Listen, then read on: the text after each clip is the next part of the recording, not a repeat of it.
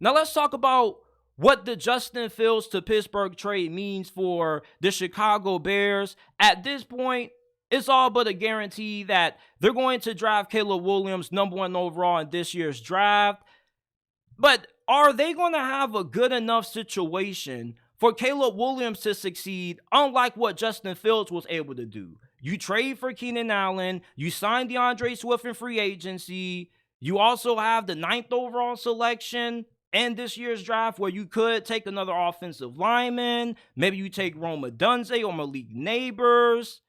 This is a team that right now, to me, with Caleb Williams inserted as QB1 at this moment, should be nothing less but a wild card team. They should at least be able to get the 7th seed in the NFC.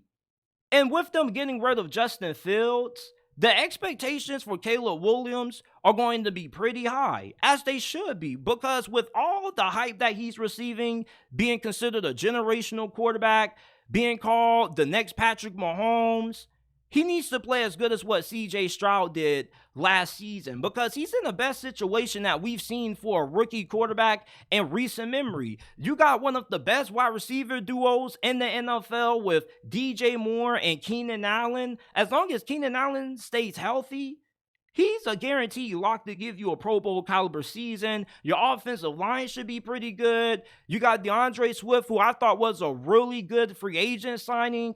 And last season, we saw how good the Bears defense was during the second half of the year.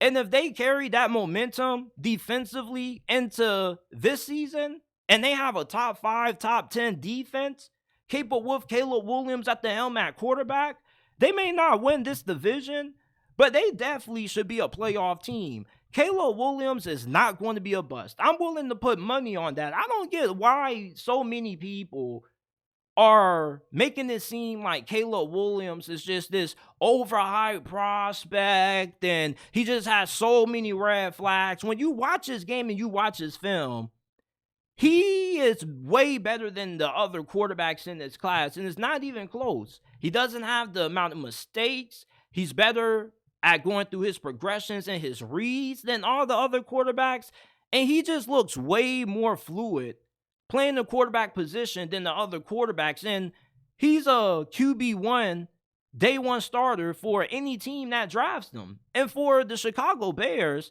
you were lucky enough that if you're Ryan Poles, you were able to get the number 1 overall pick from Carolina in this year's draft in order to get this guy. Because if you had Justin Fields, you wouldn't be able to have the success that you're going to have this season with Caleb Williams at QB this year. If you're a Chicago fan, instead of being upset and holding animosity towards Caleb Williams because he's going to be the dude replacing the guy you love, Justin Fields, you should embrace this young man. You should be happy because he's going to give you something that you have never gotten in the history of your franchise, and that is elite quarterback play.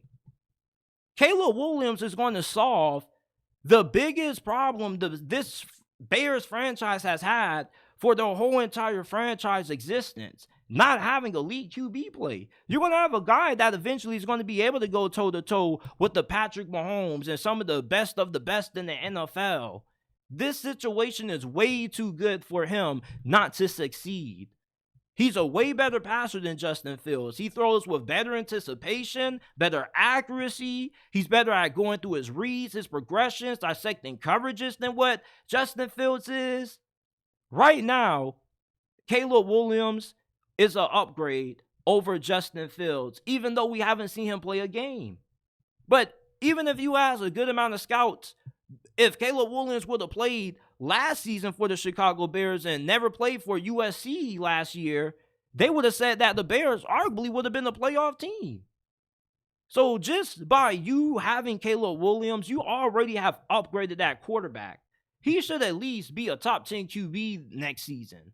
All right, he should be a Pro Bowl caliber quarterback. And with that, you should be able to beat Green Bay, get one up on the Detroit Lions. This kid is fantastic. He can make every single throw.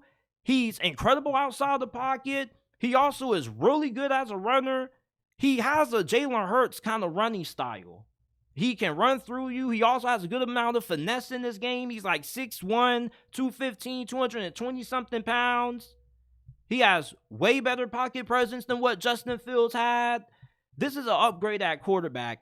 And this is going to be one of those moves that you look at in the next decade and you're going to say, yeah, you're glad the Chicago Bears made the decision, because this was the decision that they needed to change the fortunes of this franchise. This franchise hasn't been relevant since they went to the Super Bowl last time in 2006 and lost to the Indianapolis Colts. And I don't even remember who the hell your quarterback was in that Super Bowl. The best quarterback that the Chicago Bears have had that I can remember is Jake Cutler. That's a problem.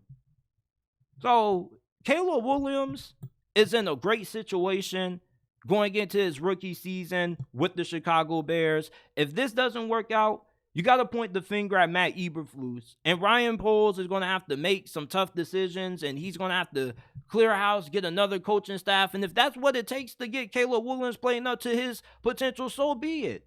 But right now, this situation is just way too good for Caleb Williams not to succeed.